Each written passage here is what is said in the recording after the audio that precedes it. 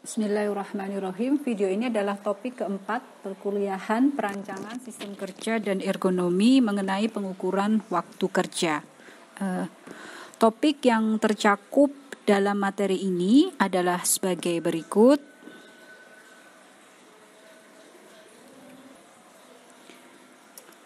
Output yang diharapkan setelah mengikuti perkuliahan ini adalah mahasiswa mampu memahami kegunaan waktu baku, memahami cara-cara melakukan pengukuran waktu, melakukan pengukuran waktu kerja menggunakan metode jam henti atau stopwatch. Yang keempat, menetapkan faktor penyesuaian dan kelonggaran yang selanjutnya digunakan untuk menentukan waktu baku. Bagaimanakah melakukan pengukuran performansi sistem kerja? Performansi kerja dapat diukur menggunakan kriteria waktu, tenaga, dampak psikologis, dan sosiologis. Suatu performansi dikatakan baik jika dilakukan dalam waktu singkat, tenaga minim, dan dampak psikologis dan sosiologis minim. Namun demikian kriteria waktu paling banyak digunakan. Karena apa? Karena kriteria ini paling mudah diukur dan menjadi ukuran bagi siapa saja. Sejarah studi waktu, sebagaimana pembahasan di awal, merupakan titik awal keilmuan teknik industri yang dikenalkan oleh Taylor pada tahun 1880. Taylor adalah orang yang pertama kali melakukan pengukuran waktu dengan jam henti saat melakukan percobaan pemindahan biji besi menggunakan skop. Nah, sampai saat ini teknik pengukuran waktu dengan jam henti masih dilakukan.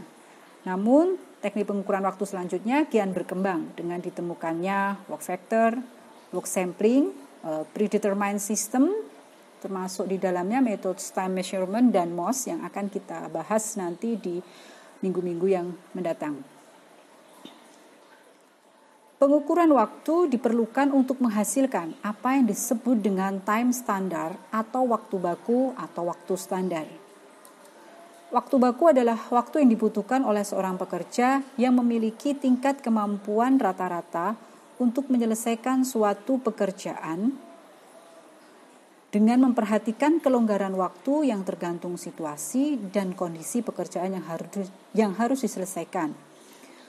Waktu baku sangat diperlukan untuk perhitungan upah atau insentif untuk tenaga kerja, penentuan jadwal dan perencanaan kebutuhan tenaga kerja, penentuan biaya standar dan estimasi biaya produksi sebelum diproduksi, menentukan efektivitas mesin, jumlah mesin yang dapat dioperasikan oleh seorang tenaga kerja, dan line balancing atau keseimbangan lini produksi.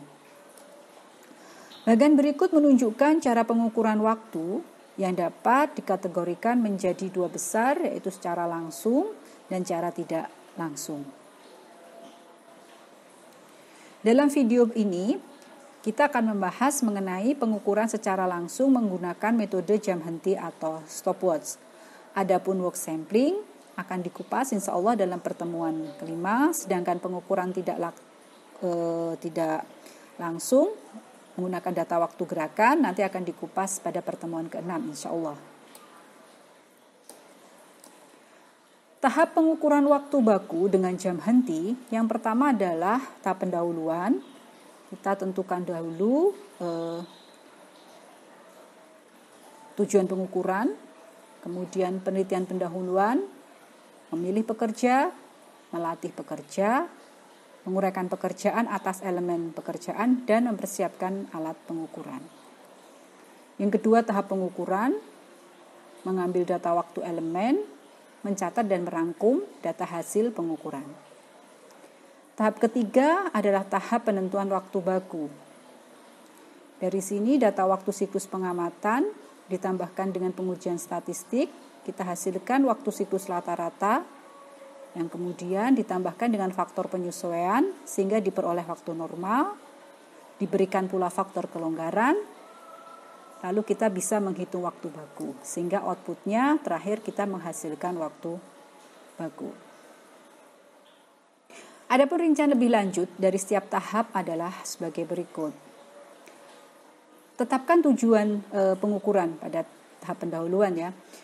Pada umumnya tujuan ini muncul atas permintaan otoritas perusahaan seperti supervisor, engineer, plan manager, cost accountant, dan lain-lain untuk berbagai keperluan seperti menetapkan acuan kapasitas produksi. Kemudian untuk penentuan alokasi jumlah pekerja, line balancing, penentuan jumlah mesin, penetapan insentif atau upah, dan lain-lain. Tujuan pengukuran ini perlu dibicarakan pula dengan pekerja, dan tujuan ini nanti juga akan mempengaruhi akurasi dan ketelitian yang diinginkan. Ya, misalkan tentu saja kalau ketelitiannya untuk menentukan jumlah mesin umumnya akan berbeda dengan kalau untuk penetapan insentif yang biasanya lebih longgar yang terakhir ini.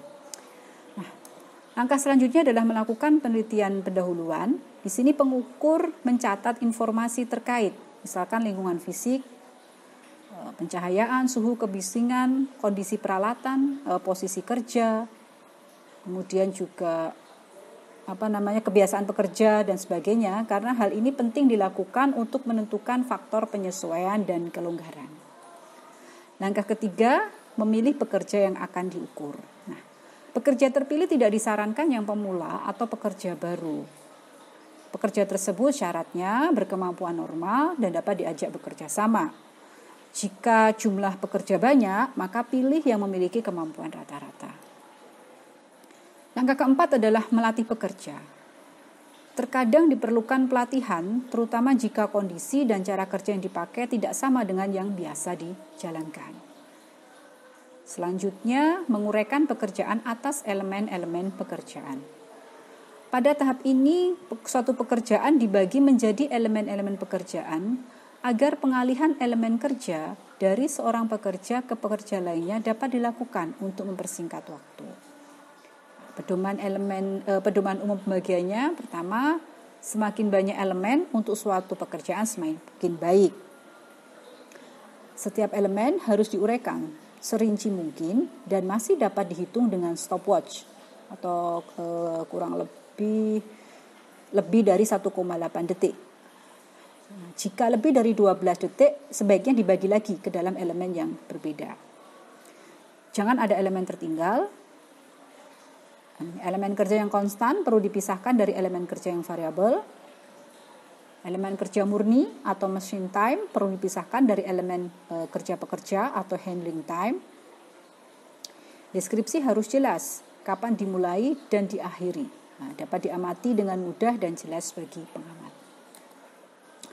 Yang keenam, mempersiapkan alat ukur.